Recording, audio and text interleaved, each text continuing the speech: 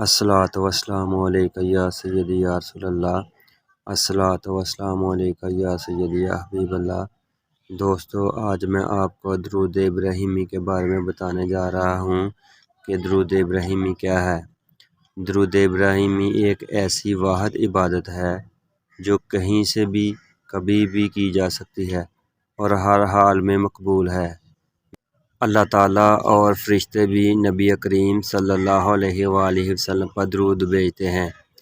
مومن کے لیے درود ابراہیمی ایک تقویت، راحت اور سکون کا باعث ہے۔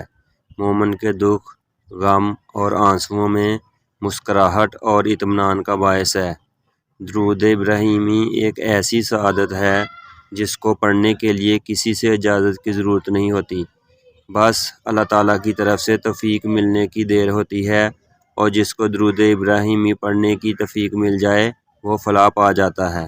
درود ابراہیمی نہ صرف دنیاوی بلکہ اخروی زندگی اور قبر کی ہولناکیوں میں بھی انسان کے لیے ایک بہترین ساتھی کی مانند ہے۔